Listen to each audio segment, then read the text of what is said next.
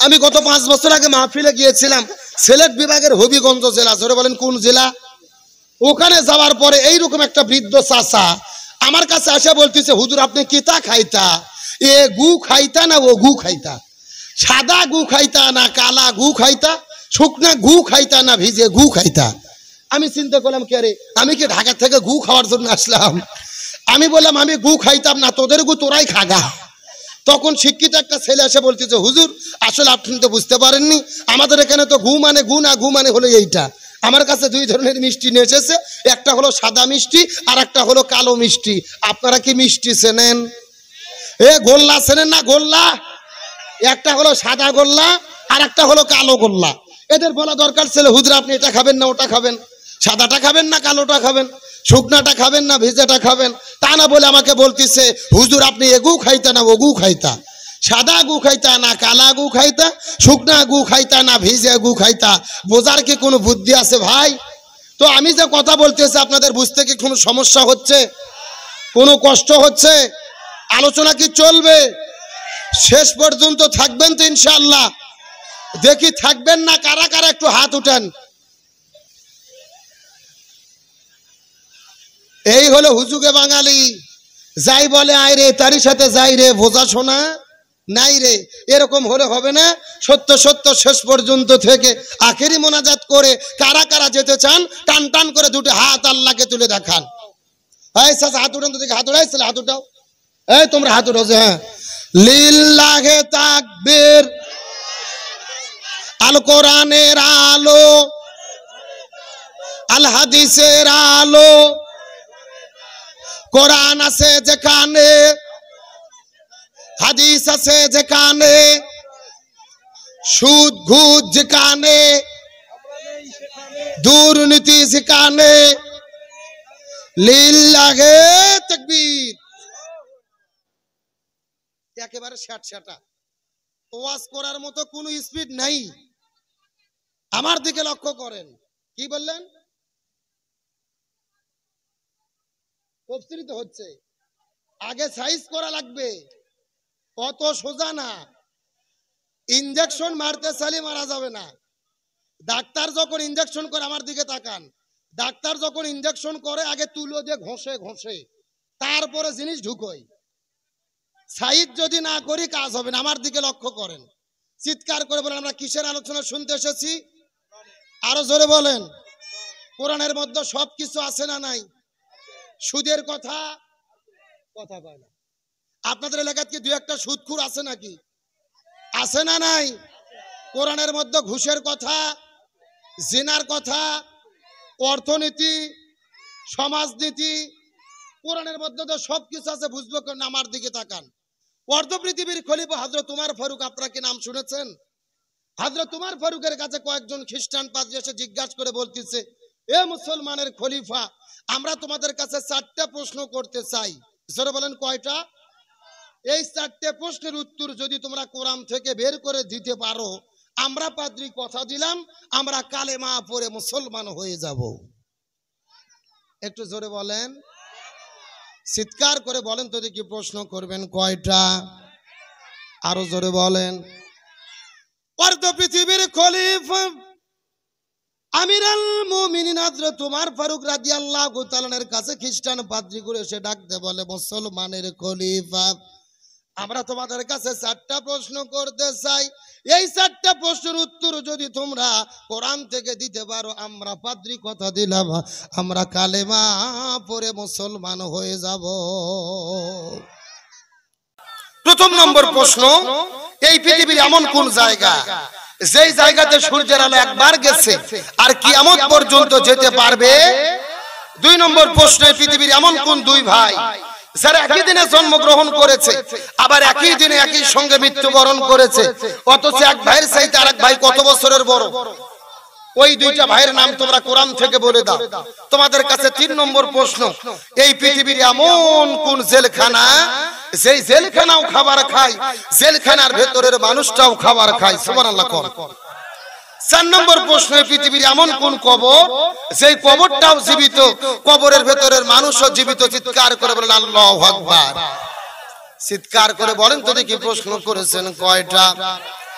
হযরত ওমর ফারুক রাদিয়াল্লাহু তাআলা হযরত আলীকে ডাক দেওয়ার পর আলীকে ডাক দে বলে, আলী রে, রাসূল পৃথিবী থেকে বিদায় নিয়ে চলে গেছেন, কিন্তু রাসূল ঘোষণা করে বলে গেছে, আনা মাদিনাতুল ইলমি ওয়া আলী বাবুহা, আমি যদি মদিনার জ্ঞানের শহর হই, হযরত আলী হলো তার দরজা।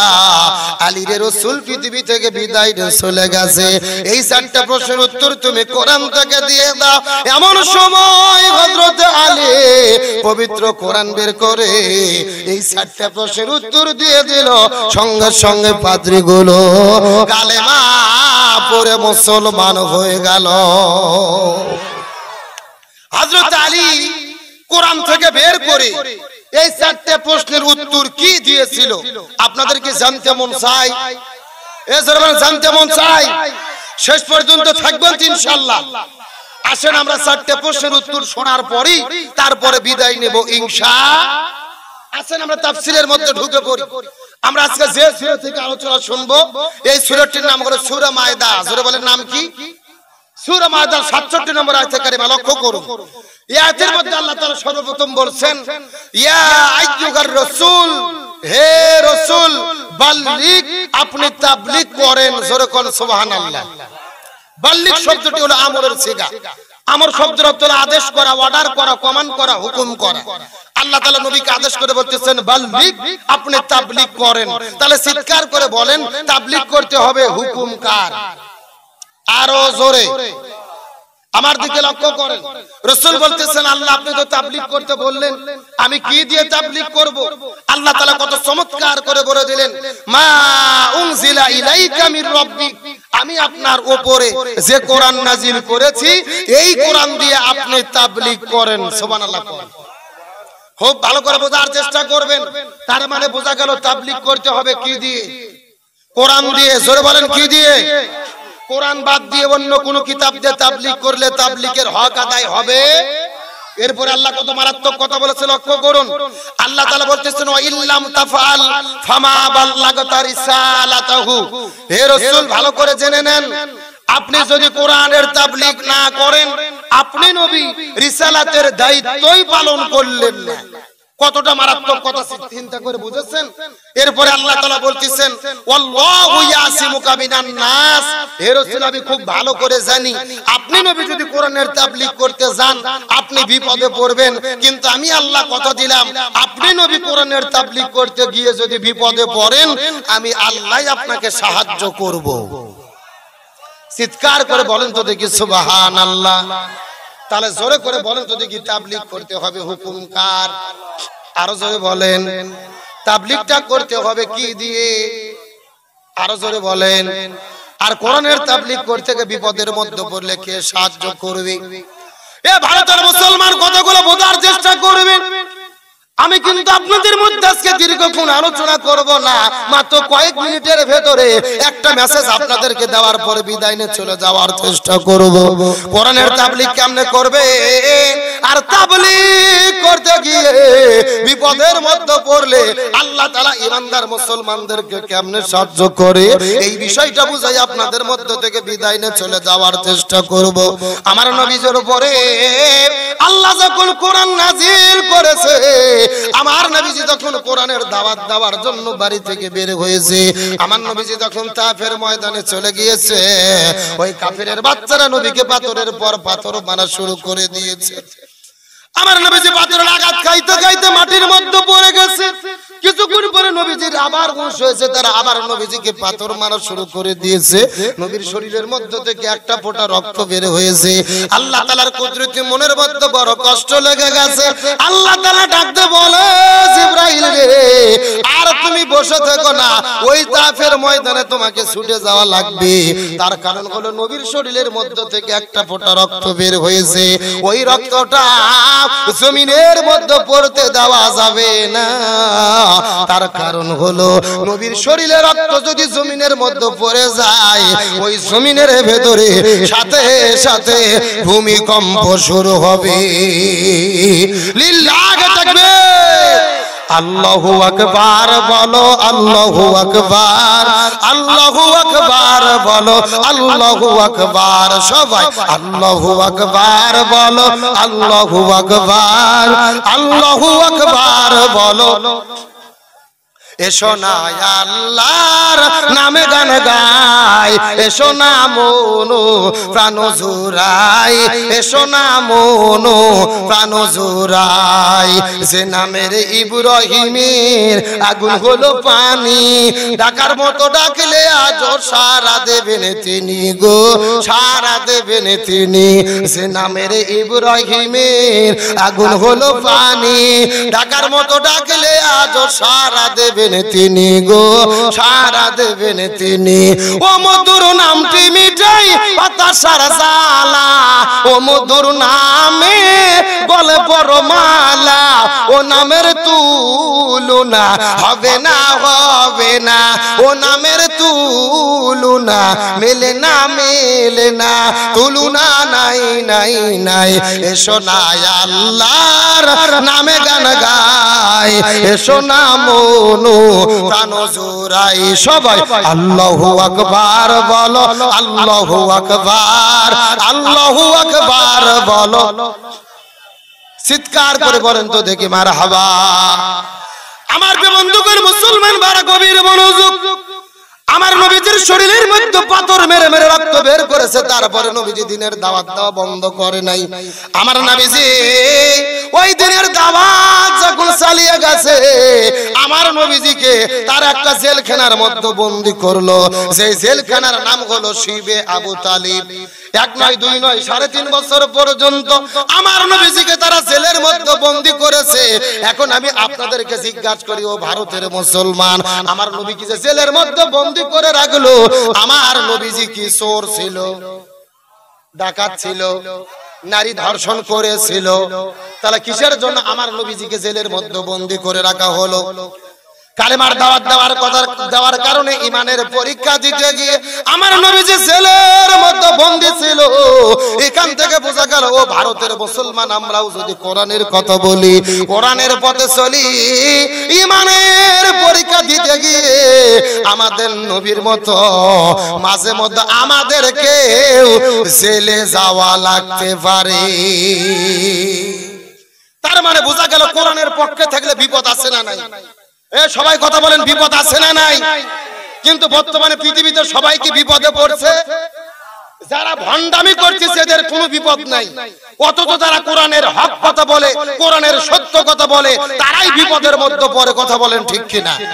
কিন্তু ইমানদার মুসলমানদেরকে হেফাজত করবে কে? আরো জোরে বলেন। আমার বন্ধুগণ মুসলমান বারা গভীর মনোযোগ। আল্লাহ তাআলা ইমানদারদেরকে কেমনে সম্মান দান করে, বিষয়টা বোঝানোর জন্য আপনাদেরকে সামনের দিকে নিয়ে চলে যেতে চাই। এই ভারত উপমহাদেশের ভেতরে একজন জগৎ বিখ্যাত আল্লাহর ওলি ছিলেন, আল্লামা খাজা কুতুবউদ্দিন আলবেক আল কাকি রহমাতুল্লাহ আলাইহি। কথাগুলো সুন্দর করে মনোযোগ দিয়ে বোঝার চেষ্টা করবেন। আল্লামা খাজা কুতুবউদ্দিন আলবেক আল কাকি রহমাতুল্লাহ আলাইহি যেদিন পৃথিবী থেকে বিদায় নিয়ে চলে যাবে, তার মৃত্যুর পূর্বে সমস্ত ছাত্রদেরকে ডাকতে বলে, এ ছাত্ররা তোমরা ভালোভাবে জেনে নাও, আমার মৃত্যুর পরে জানাজার নামাজ পড়ার কোনো দরকার নাই। আমার মৃত্যুর পরে তোমরা বিনা জানাজায় আমার লাশটাকে তোমরা কবরে কাফন করে দিবি। আমার বন্ধুগণ মুসলমান বারা গভীর মনোযোগ। সমস্ত ছাত্ররা কান্না করতে করতে বলে, হুজুর এটা আপনি কেমন কথা বললেন? আপনি তো ভারত উপমহাদেশের মধ্যে জগৎ বিখ্যাত আল্লাহর ওলি, অথচ আপনি বিদায় নিয়ে চলে যাবে, আপনার মৃত্যুর পরে কেন জানাজার নামাজ পড়তে পারবো না?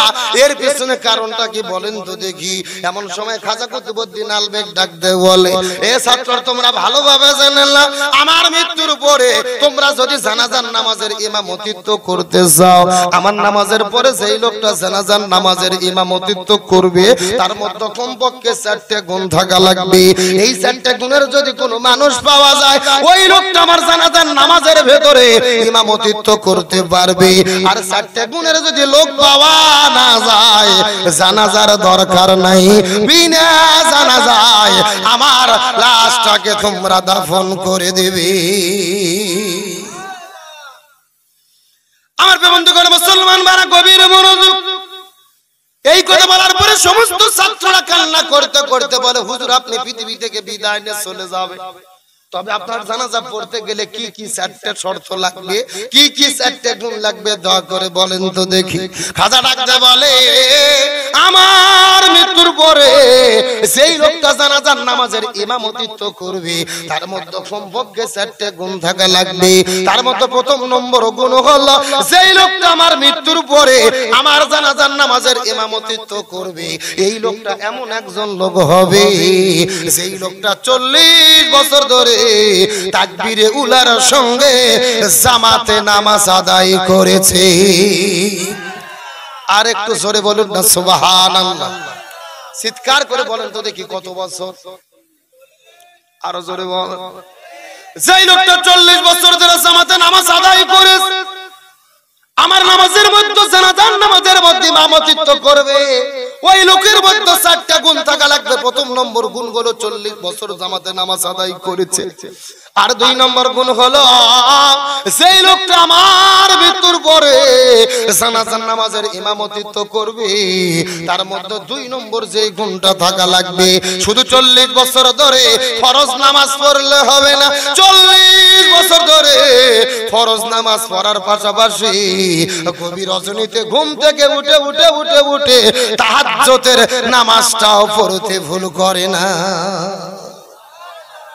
1 নম্বর 40 বছর ধরে ফরজ নামাজগুলো আদায় করেছে, 2 নম্বর 40 বছর ধরে তাহাজ্জুদের নামাজগুলো আদায় করেছে। আর 3 নম্বর গুণ হলো, এই লোকটা যুবক হওয়ার পরে জীবনে কোনোদিন কোনো মহিলার দিকে ইচ্ছে করে তাকায় নাই, যদি তার চোখটা চলে গেছে চক্ষুটা সঙ্গে সঙ্গে ফেরাইয়া নিয়েছে। আর 4 নম্বর গুণ হলো, আমি আপনাদেরকে জিজ্ঞাসা করি বলেন তো দেখি, আসরের ফরজ নামাজ কয় রাকাত? আরো জোরে বলেন। এই 4 রাকাত ফরজের আগে সুন্নাত আছে কয় রাকাত? এই 4 রাকাত সুন্নাত তো পড়া দূরের কথা আমরা অনেকে জানি না। অথচ খাজা ডাকতে বলে, আমার মৃত্যুর পরে যেই লোকটা জানাজার নামাজের ইমামতিত্ব করবে, তার মধ্যে 4 নম্বর যেই গুণটা থাকা লাগবে, যেই লোকটা 40 বছর ধরে আসরের 4 রাকাত ফরজের আগে 4 রাকাত সুন্নাতটাও পড়তে ভুল করে না। আমার বন্ধুগণ মুসলমান বারা গভীর মনোযোগ। তাহলে আমি আপনাদেরকে জিজ্ঞাসা করে বলেন তো দেখি, খাজা বিদায় নিয়ে চলে গেছেন, জানাজার জন্য শর্ত আছে কয়টা? আরো জোরে, সাউন্ড নাই। আচ্ছা আপনারা কি রাগ করতেছেন নাকি, মন খারাপ করতেছেন? এই যে আমি বসে আছি একেবারে সোজা, ডান দিকে 1 ভাগ, বাম দিকে 1 ভাগ, আপনারা মুখ বন্ধ করে থাকেন। আপনারা বলেন তো দেখি, খাজার জানাজার জন্য শর্ত আছে কয়টা? আরো জোরে, আপনারা মুখ বন্ধ করে থাকেন, আপনারা বলেন তো দেখি, খাজার জানাজার জন্য শর্ত আছে কয়টা? ওরে কেন ভাগ করে দেন, সাউন্ড বাড়তিছে, তার মানে আপনারা হিসাবে করতেছেন না। আমার বন্ধুগণ মুসলমান বারা গভীর মনোযোগ। মাত্র কয়েক মিনিট আপনাদের মধ্যে কথা বলবো। ডানে যারা আছেন কথা বলবেন, বামে যারা আছেন কথা বলবেন, মঞ্চে যারা বসে আছেন তারাও কথা বলবেন। সবাই মিলে চিৎকার করে একসঙ্গে বলেন তো দেখি, চতুর্দিকে যারা বসে আছেন তারাও কথা বলবেন। সবাই মিলে চিৎকার করে একসঙ্গে বলেন তো দেখি, খাজার জানাজার জন্য শর্ত আছে কয়টা? আরো জোরে, জোর হলো না।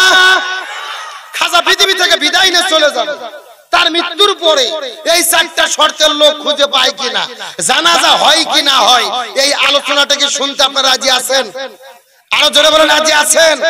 আলোচনা চলছে, এ জোরে বলেন চলছে। আমার বন্ধুগণ মুসলমান বারা গভীর মনোযোগ।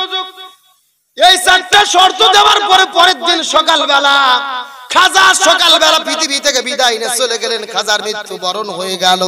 কথাগুলো সুন্দর করে বোঝার চেষ্টা করবেন। খাজা পৃথিবী থেকে বিদায় নেওয়ার পরে চতুর্দিক থেকে হাজার হাজার মানুষের এসেছেন তার জানাজার নামাজ পড়ার জন্য।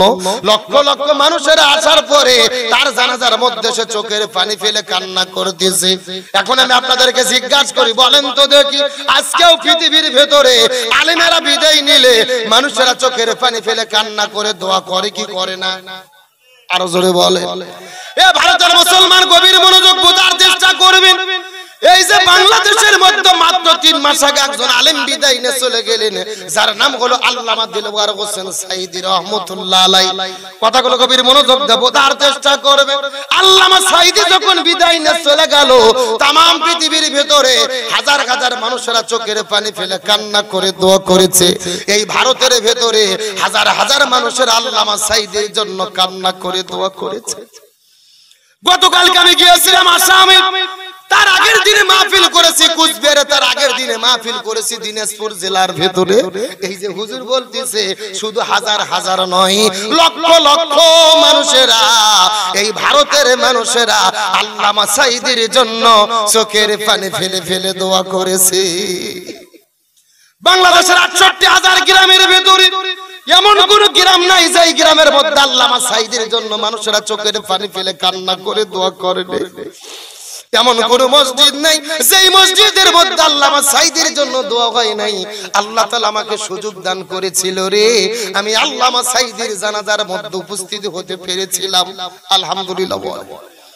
আল্লাহ তাআলা আমাকে তৌফিক দান করেছিল। আমি পিরোজপুরে আল্লামা সাঈদীর যেই জায়গার মধ্যে জানাজা হয়েছিল, ওই জায়গার মধ্যে আল্লাহ তাআলা আমাকে উপস্থিত হওয়ার মতো সুযোগ দান করেছিল। আমি আমার জীবনের ভেতরে আল্লামা সাঈদীর জানাজার ভেতরে যেই দৃশ্যগুলো দেখেছি, এমন দৃশ্য পৃথিবীর মধ্যে কোন জানাজার মধ্যে দেখি নাই।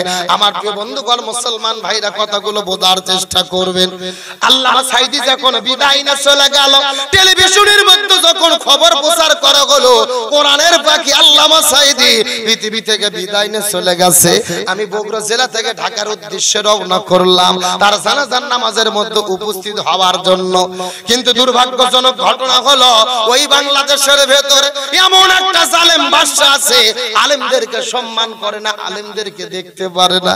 জানাজার নামাজটা করার জন্য ঢাকা শহরে প্রস্তুতি নেওয়া হলো। আমি ঢাকা শহরের ভেতরে ফজর নামাজের সময় যখন চলে গেলাম, ওই কোরআনের পাখি আল্লামা সাঈদীর লাশটাকে বস্তার মতো টেনে টেনে ঘেঁষে ঘেঁষে নিয়ে চলে গেছে। ঢাকা শহরের মধ্যে জানাজা পর্যন্ত করতে দেয় নাই। যেই লোকটা 2 বারের এমপি ছিল ঢাকা শহরের মধ্যে, যার বাড়ি রয়েছে, অথচ তার জানাজাটা সঠিকভাবে করতে দিল না। এই ভারতের মুসলমান একজন আলেম পৃথিবী থেকে বিদায় নেওয়ার পরে তার জানাজা যদি করতে না দেওয়া হয়, এর চাইতে বড় জুলুম এই পৃথিবীর ভেতরে আর একটাও হতে পারে না। আমার বন্ধুগণ, মুসলমান যারা গভীর মনোযোগ বোঝার চেষ্টা করবেন। কিন্তু আল্লামা সাঈদীর লাশটাকে টেনে গেছে ঢাকা থেকে যখন পিরোজপুরের দিকে নিয়ে রওনা করে যাওয়া শুরু করে দেওয়া হলো। আমরা ঢাকা থেকে রওনা করলাম পিরোজপুরের দিকে, বেলা 2টার দিকে জানাজা হবে। কিন্তু সকাল 7টায় রওনা করে 2টার দিকে যখন পিরোজপুর জেলার মধ্যে গিয়েছি, ওই জায়গার মধ্যে যাবার পরে দেখি আশ্চর্যজনক ঘটনা। যেই মাঠের মধ্যে আল্লামা সাঈদীর জানাজা হবে, ওই মাঠ থেকে কমপক্ষে 15 কিলো দূর পর্যন্ত হাজার হাজার গাড়িতে ব্লক হয়ে গেছে। চতুর্দিক থেকে লক্ষ লক্ষ মানুষেরা আসতেছে পঙ্গপালের মতো, চোখের পানি ফেলে ফেলে ফেলে ফেলে আল্লামা সাঈদীর লাশটা দেখার জন্য তারা পাগল হয়ে গেছে। অনেক কষ্ট করে সেখান থেকে যখন মাটির মধ্যে চলে গেলাম, 2টার দিকে জানাজা দেওয়ার কথা, কিন্তু জোর করে জানাজাটা দিয়ে দেওয়া হলো 1টার দিকে। জানাজার নামাজটা যখন শুরু হয়ে গেল, এ ভারতের মুসলমান আল্লাহর কসম করে বলে কথাটা বোঝার চেষ্টা করবেন। আল্লামা সাঈদীর যখন জানাজাটা শুরু হয়ে গেল, আমি লক্ষ্য করে দেখেছি আমার ছোট এই জীবনের ভেতরে কত মানুষের বাবা মা মারা যায়, চোখের পানি ফেলে কান্না করে না। অথচ আল্লামা সাঈদীর মৃত্যুর পরে জানাজার মধ্যে লক্ষ্য করে দেখেছি ওই লক্ষ লক্ষ মানুষেরা এমন জোরে কান্না করেছে, মনে হচ্ছে হাসরের ময়দানের একটা চিত্র আল্লাহ তাআলা জানাজার ভেতরে ঘটায়া দেশে। চিৎকার করে বলেন আল্লাহু আকবার। আমার বন্ধুগণ, মুসলমান যারা গভীর মনোযোগ, ওই আল্লামা সাঈদী যখন বিদায় নিয়ে চলে গেছে, আশ্চর্য হয়ে যাবেন যে এই ঘটনাটা শোনার পরে আল্লামা সাঈদীর বিদায়ের পরে আসমান কান্না করেছে, জমিনটাও কান্না করেছে। আল্লামা সাঈদীর বিদায়ে আসমানও কান্না করেছে, জমিনটাও কান্না করেছে। এখন আপনারা প্রশ্ন করবেন, হুজুর আসমানের জমিন কেমনে কান্না করলো আপনি একটু ব্যাখ্যা দিয়ে বলেন তো দেখি, গভীর মনোযোগ দিয়ে বোঝার চেষ্টা করবেন। হাদিসের মধ্যে থেকে গবেষণা করে বোঝা যায় আল্লামা সাঈদীর বিদায়ে আসমান কান্না করেছে, আল্লামা সাঈদীর বিদায়ে জমিনটাও কান্না করেছে। তার বাস্তব প্রমাণ হলো ওই আল্লামা সাঈদী যখন বাংলাদেশের মধ্য থেকে বিদায় নিয়ে চলে গেল, বাংলাদেশের 64টা জেলার ভিতরে প্রতিটা জেলার মধ্যে ঝিরি ঝিরি ঝিরি ঝিরি ঝিরি ঝিরি করে বৃষ্টি শুরু হয়ে গেল। পুরো বাংলাদেশের মধ্যে ঝিরি ঝিরি করে বৃষ্টি শুরু হয়ে গেল। আল্লামা সাঈদীর লাশটা যখন কবরের মধ্যে দেবে তার পূর্ব পর্যন্ত বৃষ্টিটাও ঝিরি ঝিরি করে চলতেছিল। আল্লাহর হুকুম ছাড়া কিন্তু কোনো কাজ হয় নাই। আল্লাহর আসমান কান্না করেছে। এই জায়গার মধ্যে শেষ নয় রে মুসলমান। আল্লামা সাঈদীর বিদায়ের পরে মাত্র 9 মিনিট পরে পুরো ঢাকা শহরটা, বাংলাদেশটা ভূমিকম্পে কেঁপে উঠেছে।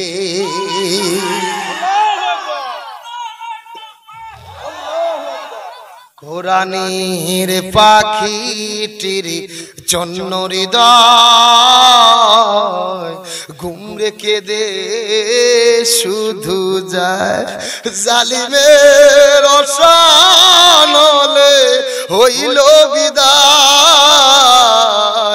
কোরআনের পাখিটির জন্য হৃদয় ঘুম রেখে দে শুধু যায়, ডাকতো পাখিটি কোরআনের পথে, বলতো কথা ইমানের সাথে। ডাকতো পাখিটি কোরআনের পথে, বলতো কথা ইমানের সাথে। শিরিক বিদাতে করতে বিদায়, ঘুম রেখে দে শুধু যায়। কোরআনের পাখিটির জন্য হৃদয় ঘুম রেখে দে শুধু যায়। চিৎকার করে বলেন তো দেখি আল্লাহু আকবার। ওই কোরআনের পাখিটিকে বিদায় করে দেওয়া হলো, কিন্তু তার জানাজার মধ্যে লক্ষ লক্ষ মানুষ উপস্থিত হয়ে প্রমাণ করেছে আলেমের কোনো দোষ নাই। তার মানে বোঝা গেল আলেমদের চরিত্রকে নষ্ট করা যাবে। আরো জোরে বলেন যাবে। এই যে আমার প্রিয় ভাই আবু মাসুম ভাই, সে নিজে আল্লামা সাঈদীকে নিয়ে গান লিখেছে। সেই গান তিনি নিজে গিয়েছেন, আসার পরে শুনলাম, শুনে আবেগ আপ্লুত হয়ে গেছি। তার বাড়ি হলো ভারতে, জীবন আল্লামা সাঈদীকে সরাসরি দেখেনি, অথচ আল্লামা সাঈদীর আলোচনা শুনে তাকে কতটা ভালোবাসে। সে নিজে ভালোবেসে একটা আল্লামা সাঈদীকে নিয়ে গজল লিখেছে, সে নিজে সেই গজল গেয়েছে। সেই গজল আমি শুনলাম। এরকম একজন আবু মাসুম নয়, এই ভারতবর্ষের ভেতরে লক্ষ লক্ষ মানুষ আছে যারা আল্লামা সাঈদীকে কলিজা দিয়ে ভালোবাসে। কথা কোন ঠিক কিনা? আজকে সেই আলেমদেরকে বাংলাদেশে লাঞ্ছিত করা হচ্ছে। শত শত আলেমদেরকে বাংলাদেশে জেলে বন্দী করে রাখা হয়েছে। কত আলেম আজকে ঘর বাড়ি ছাড়া। আজকে আপনাদের ভারতবর্ষে হিন্দুদের দেশ, হিন্দুদের সংখ্যা বেশি, তারপর আলহামদুলিল্লাহ আপনারা ভালো আছেন, মাহফিল হচ্ছে, সমস্যা নাই। অথচ বাংলাদেশে কোরআনের মাহফিলকে বন্ধ করা হয়। জোরে কর নাউজুবিল্লাহ। আজকে শত শত আলেম বাংলাদেশের জেলে বন্দী। আল্লামা মামুনুল হক, রফিকুল ইসলাম মাদানী, মুফতি আমির হামজা, সবগুলো আলেমদেরকে জেলে বন্দী করে থুয়ে তারা নিজেরা নিজেরা ভোট করতেছে, এমপি হচ্ছে। নায়ক নায়িকা, গায়ক গায়িকা, ক্রিকেটার আছে না নাই? আরো জোরে বলেন। এই যে আপনাদের জানার জন্য বলতেছি, লক্ষ্য করেন। আমি প্রায় 12-13 দিন হলে ভারতে অনেকে জিজ্ঞেস করছে, হুজুর আপনি বাংলাদেশের নাগরিক, ভারতে কেন, আপনি কি ভোট দেবেন না? আমি বলছি, আরে ভাই, বাংলাদেশে ভোট দেওয়া লাগে না, যাদের ভোট তারাই দেয়। কথা কি বুঝেছেন? যাদের ভোট তারাই দেয়। 12টা বাজছে এমন কেন্দ্র, সেখানে কোনো ভোটার নাই। মাঠত কুকুর ঘুরতেছে, বানর ঘুরতেছে, মুরগি ঘুরতেছে, কোনো ভোটার নেই। কথা কি বুঝেছেন? নিজেরা নিজেরা একেবারে ভোট দিয়ে বাস্কর ভরে ফেল দিয়েছে। লক্ষ্য করেন, একটা চাচি গেছে বেলা 2টার দিকে ভোট দিতে। কয়টার দিকে? এখন চাচি যাওয়ার পরে কিছু যুবক ছেলে পেলে এসে বলতেছে, চাচি আপনি চলে যান, আপনার ভোট দেওয়া হয়ে গেছে। কথা কি বুঝেছেন? তখন চাচি মন খারাপ করে চলে যাচ্ছে। কিছুক্ষণ পর ছেলে পেলে ডাকতে বলছে, এই চাচি শোনেন, বাড়ির যে চাচাকে নিষেধ করবেন, চাচাও যেন না আসে, চাচার ভোটও দেওয়া হয়ে গেছে। তখন চাচি বলতেছে, কে বাবা, তোমার চাচি মরে গেছে 6 বছর আগে। জোরে বলেন, কয় বছর আগে? বলছে 6 বছর আগে কখন ভোট দিতে এসেছিল, আমাকে ডাক দিল তো আমি একটু দেখা করতাম। এই পরিবেশ চলতেছে, 3 বছরের শিশু 9 বছরের শিশু বাচ্চারা যাই পর্যন্ত ভোট দিচ্ছে। জোরে কোন সুবহানাল্লাহ। কি জোরে কোন নাউজুবিল্লাহ। এমপি হচ্ছে নায়ক নায়িকা গায়ক গায়িকা। এই যে এমপি পদে দাঁড়াইছিল মমতাজ একটা শিল্পী আছে জানেন না, ফাইটে যায় জোড়া দেওয়ার বুদ্ধি নাই। 15 বছর ধরে সংসদে গান গাইলো, কিন্তু এইবার সে এমপি হতে পারেনি, নৌকাকে ডুবিয়ে ফেলছে। হওয়ার পরে খুবই কান্না করতেছে, কেন জিতলো না, হাউমাউ করে কান্না করতেছে। এখন তো মনে বলে তুমি গান গাইছো ফাইটে যায়, আর মনের মধ্যে এত ব্যথা, জীবনে গান বলছো তোমার অন্তরের সাথে মিলেনি, এখন তোমার ফাইটে যায় গান বলা দরকার। কথা কোন ঠিক কিনা? সংসদের মধ্যে এতদিন ছিল 10-15 বছর ধরে কোনো কাজ করেনি, এলাকার লোক সাক্ষাৎকার দিচ্ছে, মমতাজ কোনো উন্নয়ন করেনি, শুধু সংসদে যায় গান গায় আর সংসদকে গরম রাখে। জোরে বলেন কি রাখে? মানে গান গায়ে সংসদ গরম করে, এলাকা গরম করে, এলাকার লোকের কাজ করে। আশ্চর্য হবে, তার নিজের মা তাকে সেবা করে না, মা কান্না করে বদদোয়া করেছে, বোন কান্না করে বদদোয়া করেছে। যেই মেয়ে মার সেবা করে না, বোনের সেবা করে না, এ কি জনগণের সেবা করবে? জোরে বলেন জনগণের সেবা করবে? সুতরাং আমরা মমতাজকে বলতে চাই, জীবনে বহুত গান গাইছো, জনগণের সঙ্গে হাসি ঠাট্টা নয়, নৌকাকে ডুবাইছো, দেশকে ডুবাইছো, জাতিকে ধ্বংস করেছো, আর তোমাকে সুযোগ দেওয়া হবে না। জনগণ সুযোগ দিয়েছে, আমরা নায়ক নায়িকা গায়ক গায়িকা দেখতে চাই না, আলেমদের দেখতে চাই কি চাই না? এই যে আল্লামা সাইদি সংসদ সদস্য ছিল, আল্লামা সাইদি এমপি ছিল, 10 বছর সংসদে কোরআনের কথা বলেছে। সুবহানাল্লাহ। তার কারণ শিল্পী সংসদে গেলে গান গায়, নায়ক গেলে সিনেমার কথা বলে, কিন্তু হুজুররা যদি সংসদে যায় গান গায় না, সিনেমার কথা কয় না, কিসের কথা বলে? আরো জোরে বলেন। তাহলে ওই কোরআনের কথা জায়গা মতো বলার দরকার আছে না নাই? কিন্তু আমরা তা চাই না, নায়ক নায়িকা গায়ক গায়িকাকে বানাচ্ছি সব এমপি মন্ত্রী, আর আলেমদের মসজিদের জিকির করতে দিছি, আর জেলের মধ্যে বন্দী করে রেখেছি। কথা বলেন ঠিক? এই আলোচনা কি চলবে? আলোচনা চলছে।